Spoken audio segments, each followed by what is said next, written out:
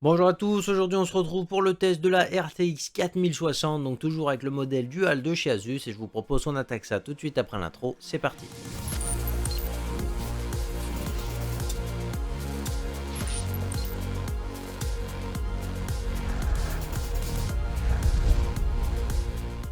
Pour ceux qui découvrent cette chaîne, bienvenue sur la chaîne YouTube d'overclocking.com. Ici on fait des reviews, des guides d'achat et de la vulgarisation pour te permettre de monter ton PC au meilleur prix tout en sachant ce que tu achètes. Et si jamais tout ça, ça t'intéresse, n'hésite pas à t'abonner et activer la cloche pour être au courant de toutes les prochaines vidéos. La semaine dernière, on s'était retrouvé pour parler de la 4060 en modèle Asus Dual et du coup on a pu s'attarder que autour de l'esthétique et de l'intérieur de celle-ci.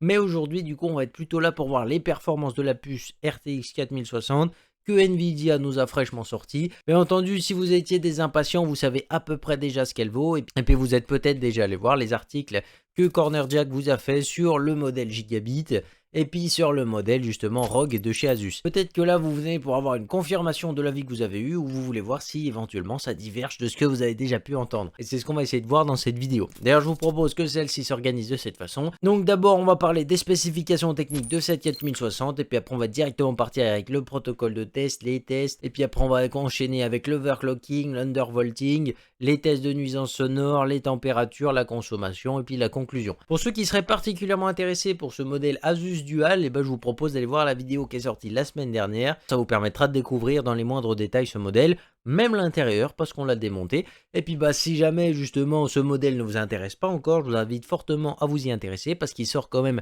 au MSRP, donc c'est-à-dire 330 €. Et franchement, je trouve qu'il se débrouille vachement bien pour un modèle qui sort à ce prix-là. Donc n'hésitez pas à aller regarder tout ça parce que je pense que ça peut vous intéresser. On va commencer tout de suite avec les spécifications techniques de cette RTX 4060. En ce qui concerne les spécifications qu'annonce justement cette puce RTX 4060, on retrouve ici une puce qui embarque 3072 CUDA Core, 96 Tensor Core, 24 RT Core pour le ray tracing. En ce qui concerne justement la vitesse de travail de ces fameux cœurs, on se retrouve ici annoncé à 2460 MHz sur le papier. Après bien entendu, les modèles ont des boosts un petit peu plus élevés comme vous devez vous en douter. Et là du coup on se retrouve ici avec un modèle de chez Asus qui a un turbo annoncé à 2500 et quelques MHz. Faut savoir que en réalité on est toujours un petit peu plus haut, donc là on était autour des 2700 MHz pour cette carte. En ce qui concerne la mémoire, on se retrouve ici avec 8 Go de GDDR6, donc comme vous devez le comprendre 4 puces, ce qui engendre un bus de 128 bits ici, donc comme la RTX 4060 Ti. Et c'est à peu près tout justement pour les spécifications techniques de cette RTX 4060. Et pour commencer les tests, on va parler directement du protocole de test. Comme d'habitude, ça a été testé sur ma plateforme avec le i7 11700K,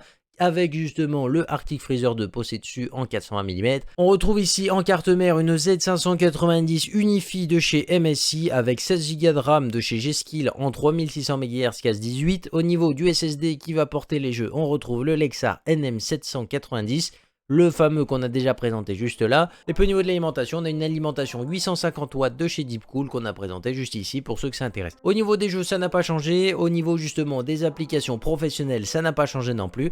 Donc je vous laisse justement profiter de ces graphiques et puis on en reparle juste après.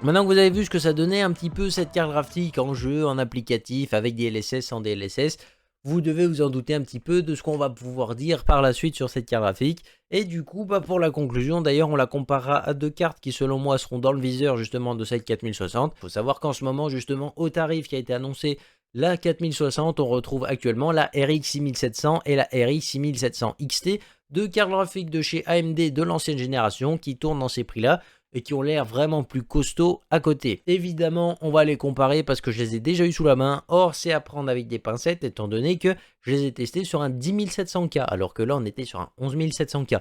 Ces deux processeurs qui vont avoir une petite différence en termes de gaming. Ça veut dire que théoriquement, la 6700 et 6700 XT auraient des performances un petit peu meilleures que ce qui va être affiché ici. Et ça n'a pas été comparé sur tous les jeux parce que j'ai récupéré des vieux graphiques que j'avais fait avec les performances que j'avais, juste pour vous donner un ordre d'idée. Parce que pour moi, c'est deux cartes qui sont censées rivaliser. On en reparlera au niveau de la conclusion, mais ça peut déjà vous mettre en bouche justement sur le sujet. En ce qui concerne la partie qui va suivre, ça va être l'overclocking et l'undervolting. Comme d'habitude, on cherche pas un truc très précis, on cherche juste à atteindre les limites à peu près de la carte. Pour vous donner un ordre d'idée, ici on a une 4060 qui va pouvoir avoir un power limit de 20%, donc c'est-à-dire qu'on peut taper 120% de sa consommation, donc c'est plutôt pas mal. Et après en ce qui concerne bien entendu le reste des réglages, c'est dans la description que ça se passe, donc n'hésitez pas à aller voir. Je vous mets tous les détails pour justement avoir les informations sur l'overclocking et l'undervolting qui ont été réalisés. Et je vous affiche directement les scores qui ont été obtenus pour vous donner un ordre d'idée également.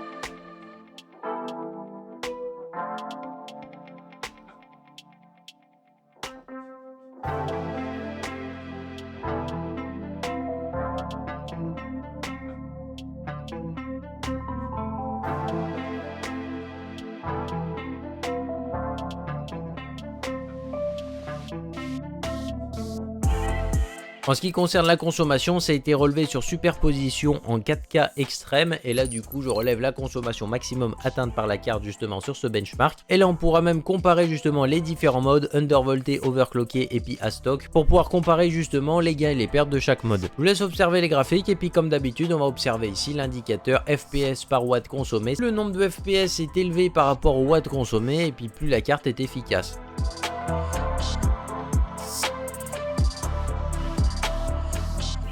On va attaquer du coup les températures étant donné que c'est étroitement lié à la consommation et puis là c'est plutôt simple, je fixe la vitesse de mes ventilateurs de la carte graphique à 65% de sa vitesse et puis justement je vais mettre mes différents modes à tourner sur un benchmark qui est ici une Engine Valley pendant 5 minutes et puis là je relève justement la température maximum qui a été atteinte durant ce test. Je vais relever également la température de la pièce pendant que j'exerce ces tests, qui est d'ailleurs particulièrement élevé en ce moment étant donné qu'on est entre 28 et 30 degrés la plupart du temps. Donc effectivement la température que vous allez voir, elle va être plutôt basse étant donné que si par exemple j'ai relevé 60 degrés sur ma carte graphique et qu'il faisait 28 degrés dans ma pièce, vous verrez 32 degrés sur les graphiques parce que 60 moins 28 ça fait 32. Comme ça si jamais vous avez l'impression que les cartes graphiques sont extrêmement froides, en fait il faut juste vous dire que basiquement c'est parce qu'il n'y a pas la température de la pièce avec.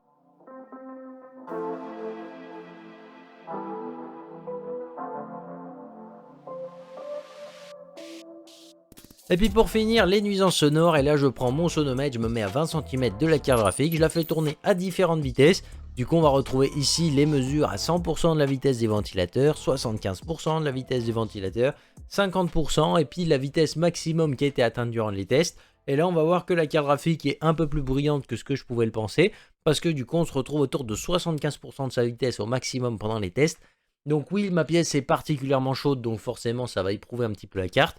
Mais je trouve quand même que le modèle va être un petit peu plus bruyant que ce que je pourrais le penser. Après on est quand même dans un niveau de décibels qui est pas forcément ultra bruyant, mais il faut quand même noter que ça s'entendra et que malheureusement ça va faire un petit peu de bruit. Après à noter également que ici on est sur table de bench, donc forcément on n'a pas le flux d'air qu'un boîtier pourrait procurer. Et bien évidemment j'espère pour vous que votre pièce n'est pas à 30 degrés toute l'année, Parce que moi ici, là, c'est le sauna, hein. Voilà, les cheveux, ils sont tombés tout seuls parce qu'il fait trop chaud, hein, c'est tout, hein. On va s'attaquer à la conclusion sur cette 4060. Alors du coup, est-ce qu'on vous a dit qu'il fallait éviter absolument la 4060 parce que vraiment, c'est une carte graphique qui vaut pas le coup. Mais du coup, moi, en tout cas, mon avis sur cette carte graphique, qu'est-ce que je peux vous dire dessus? Donc déjà, on va parler du prix, 330 € ici en MSRP pour cette carte graphique. Et en plus de ça, vous avez le modèle Asus Dual qui, selon moi, pour 330 € est vraiment une bonne affaire, parce qu'il se débrouille plutôt bien, le modèle de refroidissement est plutôt bien pensé par Asus, et c'est surtout que c'est un prix qui vous assomme pas non plus, parce que 330 € pour une carte de cette qualité, franchement je m'attendais pas à l'avoir en MSRP, je pensais qu'elle allait être au moins 30 ou 40 € plus cher. Ça fait plaisir de voir qu'Asus a pas gonflé les prix quoi, donc ça c'est plutôt pas mal. Après en ce qui va concerner justement plus particulièrement cette carte graphique, pour 330 € cette carte graphique s'aligne parfaitement avec l'ancienne génération d'AMD en ce qui concerne la RX 6700 et la RX 6700 XT, et puis c'est surtout qu'elles étaient connues pour leur efficacité énergétique. Les performances que j'ai récupérées sont à prendre avec des pincettes, mais si on compare justement ces deux cartes graphiques, on voit que justement les RX 6700 et 6700 XT sont quand même des bons concurrents ici à cette 4060. Même si les deux arrivent à peu près à se rattraper, on voit quand même que les 6700 sont un petit peu devant pour à peine plus cher. Et c'est surtout au niveau de la mémoire justement que ça va pouvoir se différencier, étant donné qu'on va avoir justement cette 4060 avec seulement 8 Go de RAM, entre guillemets seulement,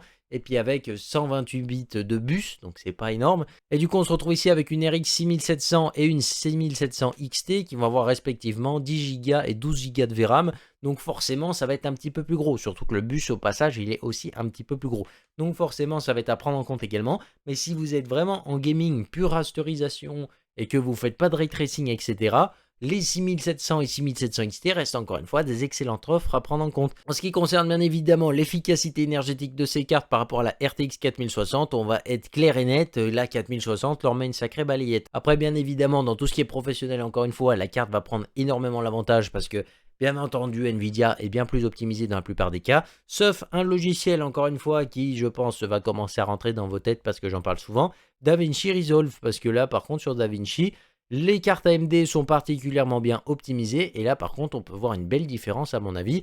Il n'y a pas les tests qui ont été faits ici, mais je pense que si vous avez une 6700 ou une 6700 XT, vous arriverez peut-être à prendre l'avantage sur cette 4060. Et là, il est possible justement qu'avec les RX 6700 et 6700 XT, ce soit un avantage pour vous de partir chez AMD dans ces budgets-là. Après, si on devait parler plus particulièrement de cette carte graphique en soi, on a des performances qui sont pas énormes par rapport à la génération précédente parce qu'on n'a pas vraiment de gain. Donc, on retrouve une 4060 qui sera certainement un peu plus intéressante en 1080p qu'en 2K. Sauf par contre sur les trucs comme un Blender, etc.